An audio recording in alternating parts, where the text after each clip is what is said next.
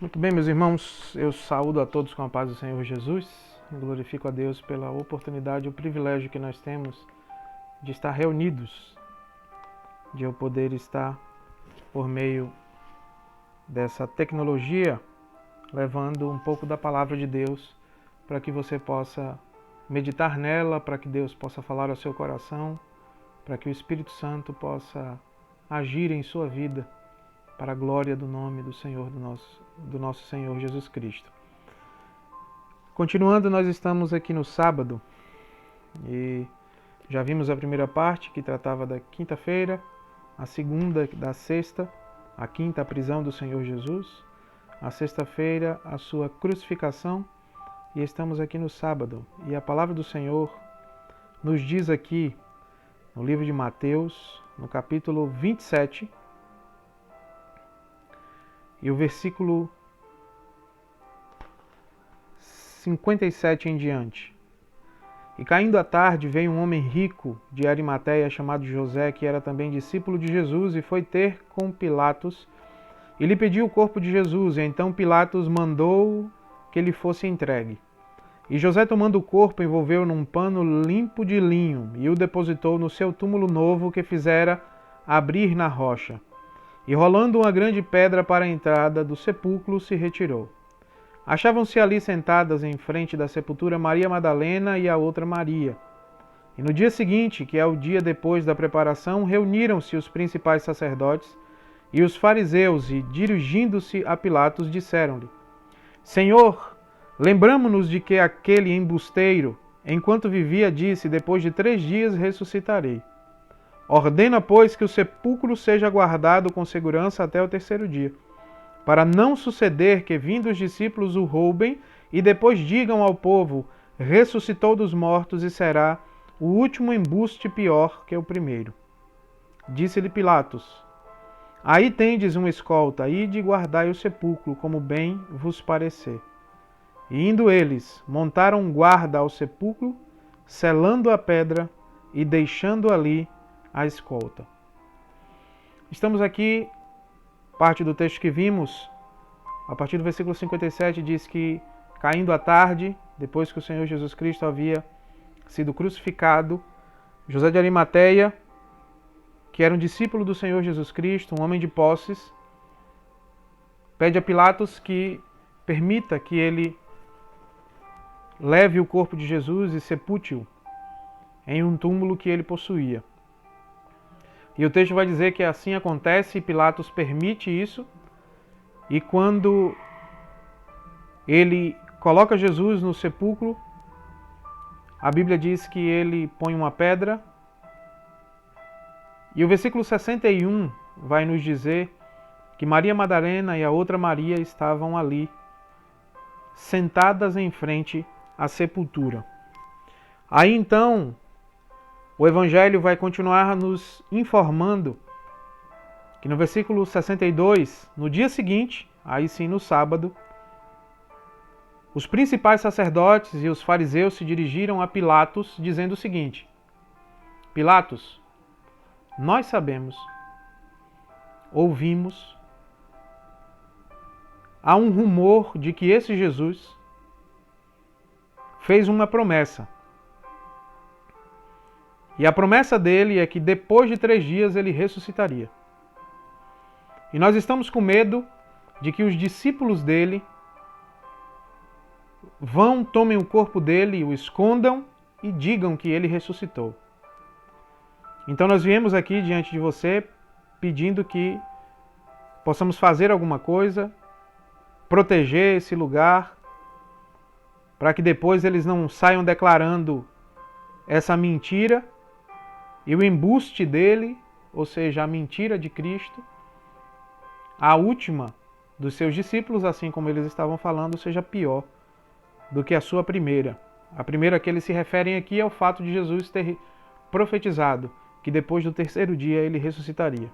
Então eles dizem: olha, vamos colocar guarda para que não aconteça que os seus discípulos tomem o corpo dele e eles venham a fazer com que esse corpo suma e comecem a declarar que ele ressuscitou. Pilatos então No versículo 65, autoriza eles a tomarem uma escolta para guardar o sepulcro da maneira que bem parecia a eles.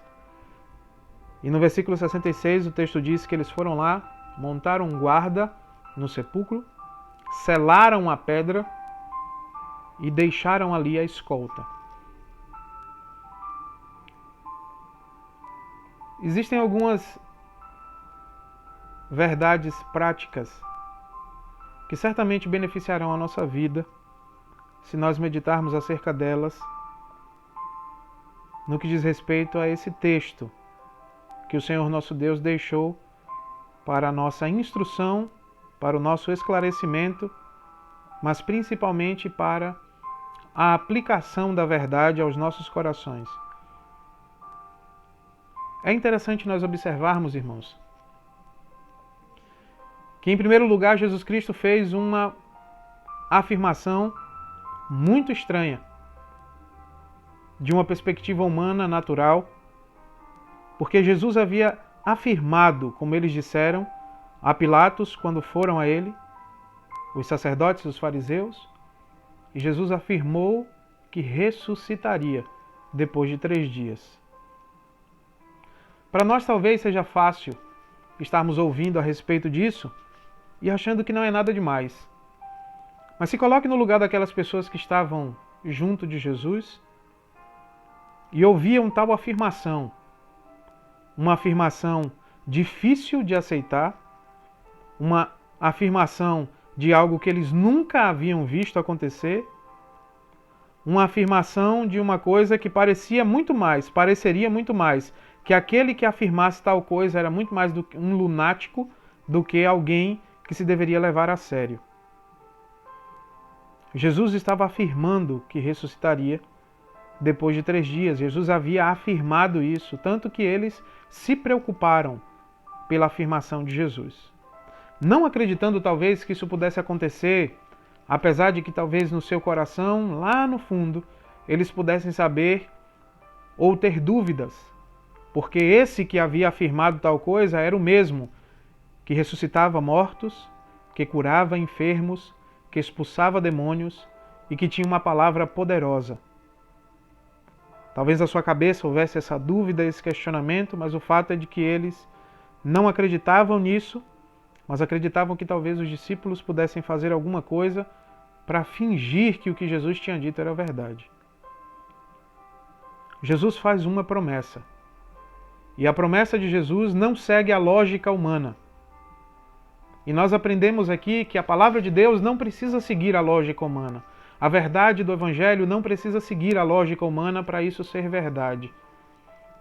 As promessas de Deus não precisam fazer sentido na nossa maneira de enxergar, humanamente falando. Mas não significa dizer que quando elas não fazem sentido, quando elas são difíceis de ser digeridas, quando elas não seguem a lógica humana, de que elas não vão acontecer. O Senhor nos mostra mais uma vez de que a sua palavra é maior do que qualquer lógica, de que a sua palavra é maior do que qualquer capacidade ou intelecto humano, do que qualquer projeção humana. É interessante que nós estamos vivendo um tempo em que as lógicas humanas estão completamente confusas. Eu não sei se você parou para pensar sobre isso, mas nós estamos há pouco mais de próximo de 2 meses em que nós estávamos vivendo de uma maneira muito normal. A gente ia para o trabalho, a gente vinha para a escola, os nossos filhos iam para a escola, aqueles que têm filhos em idade escolar, e nós estávamos trabalhando, indo na nossa casa, saindo de casa. O mundo inteiro estava vivendo a sua realidade cotidiana natural. Mas em aproximadamente 2 meses, a nossa vida virou de ponta cabeça. E quando essas coisas acontecem, às vezes nós começamos a nos questionar. Será que a palavra de Deus é verdadeira? Será que Deus vai cumprir aquilo que Ele disse? Será que o Senhor vai fazer a sua promessa prevalecer. E a palavra do Senhor nos mostra aqui que Deus não precisa da lógica humana. O Senhor não precisa que as suas promessas façam sentido na realidade em que nós estamos vivendo. Porque Jesus autoafirma que ressuscitaria. E nós sabemos hoje, como eles puderam saber 2000 anos atrás, no dia de amanhã, quando viram essa realidade acontecer. Aqueles homens que estavam lá, os soldados, foram testemunhas oculares da verdade de que Jesus havia afirmado que ressuscitaria. E não importou que os homens tivessem tentado impedir tal façanha de Cristo, tal promessa do Senhor, Ele cumpriu a sua vontade. Então continue crendo na palavra de Deus, mesmo que as coisas não façam sentido. Continue crendo nas promessas de Deus, mesmo que elas não sigam a lógica humana, nem a sua lógica, nem a minha lógica, nem a nossa maneira de compreender as coisas. Continue crendo na palavra de Deus, porque ela é verdadeira. E esse texto nos ensina isso claramente. Nós observamos então que o texto vai se seguir. E quando Cristo faz essa afirmação de que ressuscitaria, aqueles homens já tinham visto Jesus Cristo ressuscitar mortos. Lázaro vem pouco tempo antes desse acontecimento da morte do Senhor Jesus, e foi algo que foi noticiado de maneira gigantesca em muitos lugares naquela época. Mas infelizmente há uma verdade nesse texto da qual nós não podemos escapar. Tem pessoas que não crerão, mesmo que o milagre aconteça diante dos seus olhos. E nós veremos isso acontecer aqui, porque eles tentam de todas as formas impedir, talvez, de que os discípulos fizessem aquilo, ou mesmo eles estavam com medo, mas será que eles não sabiam que não podiam impedir a vontade de Deus? Mas o fato é de que Jesus ressuscita. Esses homens vão testemunhar disso.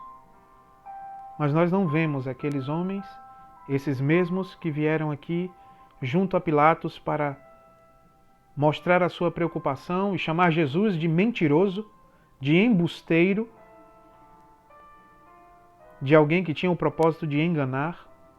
Mesmo assim, eles não se arrependem dos seus pecados e não se convertem. Infelizmente, para algumas pessoas o milagre é tão somente uma ação de Deus para que a pessoa fique inexcusável, inesculpável no dia do juízo. Porque essa pessoa não terá desculpa diante do Senhor, porque os milagres de Deus, as promessas de Deus se manifestaram diante dela, e mesmo assim ela não creu. Nós precisamos então ter cuidado para que o nosso coração não se encontre incrédulo na verdade da palavra do Senhor nosso Deus, que o nosso coração não se encontre duvidando das promessas do Senhor nosso Deus, porque a palavra de Deus chama a nossa atenção dizendo que é impossível agradar ao Senhor nosso Deus sem fé. Porque é necessário que aqueles que se aproximam de Deus creiam que Ele existe e que é galardoador daqueles que o buscam. Hebreus 11:6 nos ensina essa verdade. Que nós não sejamos como esses sacerdotes e fariseus. E sabe o que é interessante, irmãos? Eles eram especialistas na lei de Deus. Eram pessoas que haviam aprendido, gastado a sua vida aprendendo a verdade da palavra, porém, eles não queriam se render ao Senhor Jesus. E a verdade de que Ele era o Filho de Deus. E por causa disso, os milagres acontecem diante dos seus olhos. Mas mesmo assim, eles não creem e não se arrependem. Há uma outra verdade que esse texto nos ensina. É que quando os interesses pessoais são colocados em primeiro lugar, eles sufocam os princípios, os valores e a nossa fé. Eu creio que se você já leu parte dos evangelhos, muitas vezes você vai ver esses mesmos homens, os principais sacerdotes e os fariseus, em vários embates com o Senhor Jesus na defesa ferrenha do sábado. Porque Jesus curou, porque Jesus expulsou um demônio, porque os discípulos de Jesus se alimentaram.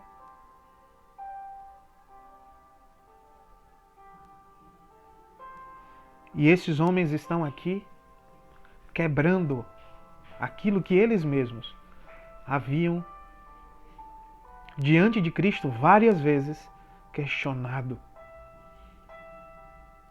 Esses homens vão trabalhar em um sábado por causa do interesse pessoal. Aquilo que eles diziam defender, o sábado de Deus, a guarda desse sábado. Eles estão aqui em um sábado no interesse de realizar uma tarefa, de trabalhar, de fazer algo, mas não para obedecer a Deus e cumprir a sua vontade. O interesse pessoal deles suprime os princípios e os valores da palavra e suprimem a fé que eles diziam ter. E o texto é claro em dizer que eles vão ao sepulcro, montam guarda, selam a pedra e deixam a escolta naquele lugar, simplesmente para cumprir os propósitos do seu coração, não do coração de Deus. Porque o seu interesse pessoal de manter a sua honra, de manter a sua glória, de manter o seu poder, de não se submeter à verdade de que Jesus Cristo era o Filho de Deus, de não se submeter à verdade de que eles estavam distantes da vontade de Deus.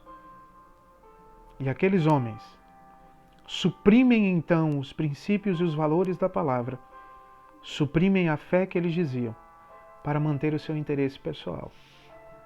Isso nos ensina, irmãos, a termos cuidado. Cuidado para que muitas vezes os nossos propósitos, os nossos projetos não venham suprimir a verdade da palavra, os princípios de Deus, os valores da palavra de Deus, e a gente comece a negociar aquilo que ferrenhamente muitas vezes nós estávamos defendendo para cumprir os nossos próprios propósitos. Precisamos aprender com eles a não fazer e a não seguir por esse caminho. Não é interessante isso? Eles defendiam tanto o sábado, mas aqui estão trabalhando. Aqui estão desempenhando uma tarefa, se esforçando ao máximo para poder impedir que a palavra de Deus se cumprisse, para impedir que as promessas do Senhor se cumprissem, para impedir que aquilo que Deus havia determinado se cumprisse, porque eles tinham temor de que essa promessa interferisse nas suas vidas. E nós podemos muitas vezes fazer as mesmas coisas. Por estarmos seguindo um caminho segundo a nossa mente, o nosso coração, e não segundo a vontade do Senhor nosso Deus, podemos temer. Quantos de nós agora tiveram os planos frustrados por Deus? Tiveram os projetos frustrados pelo Senhor? Projetos que muitas vezes não tinham Deus como propósito. Pois a Bíblia diz que o propósito da nossa existência é glorificar ao Senhor nosso Deus. E talvez nós estávamos com muitos pensamentos, que muitas vezes nem colocamos Deus na história, nem consultamos o Senhor e nem levamos Ele em consideração. E o Senhor então agora está frustrando os nossos planos, os nossos propósitos, os nossos projetos. E a pergunta que não quer calar é: será que nós negociaremos os valores e os princípios da palavra de Deus para cumprirmos o nosso interesse pessoal? Que não seja assim que aconteça conosco, mas que nós, em nome do Senhor Jesus, possamos nos arrepender de muitas vezes estarmos querendo fazer as coisas sem o auxílio do Senhor, sem a direção do Senhor, sem buscarmos saber se é a vontade do Senhor nosso Deus, observando os seus princípios, os seus valores, o que a sua palavra nos ensina, e não negociarmos a verdade de Deus e da sua palavra. E por fim, esse texto tem a nos ensinar que os poderes da terra não podem impedir a vontade do Senhor nosso Deus. Aleluia! Glorificado seja Deus. Pilatos era, e ele diz isso ao Senhor Jesus: você não sabe que eu posso te livrar? E Jesus declara para ele que se ele quisesse, miríades de anjos viriam para poder libertá-lo, mas ele era que estava dando a sua vida. E mais uma vez aqui os homens estão tramando, eles estão projetando, eles estão se envolvendo em trabalhos e em tarefas com o propósito de fazer a sua vontade prevalecer, mas nenhum dos poderes dessa terra, nenhum das forças humanas, das autoridades humanas, nem mesmo Satanás e os seus demônios podem impedir a vontade do Senhor nosso Deus. Podem impedir que a palavra de Deus prevaleça, que as promessas de Deus prevaleçam e de que a vontade de Deus se cumpra. Não adiantou de nada os seus propósitos e os seus projetos, pois Jesus ressuscitou, aleluia. A pedra selada não foi suficiente para paralisá-lo. A escolta colocada não foi suficiente para paralisá-lo, porque nenhum poder da terra, nenhum poder maligno, não há poder que possa impedir a vontade do Senhor prevalecer. Que nós possamos confiar no Senhor nosso Deus, que nós possamos crer na sua palavra, que não importa o que esteja acontecendo conosco, ou o que esteja acontecendo com o mundo, ou o que os homens estejam projetando, a palavra de Deus vai prevalecer. Continue crendo no Senhor e crendo na sua palavra. Que Deus possa abençoar a sua vida, a sua família, a sua casa. Que Deus possa ser contigo nesses dias de turbulência, de dor e dificuldade, que essa palavra traga esperança ao seu coração, em o nome do Senhor Jesus. Continue crendo em Deus e crendo na sua palavra. Que Deus te abençoe, que Deus abençoe a sua casa, que Deus abençoe a sua família. E se Deus assim nos permitir, estaremos amanhã mais uma vez, meditando na palavra do Senhor, encerrando essa série de mensagens a respeito da paixão do Senhor Jesus Cristo. Que o Senhor seja conosco, que Ele continue a nos ajudar, a nos fortalecer e a nos abençoar. Em nome de Jesus. Amém.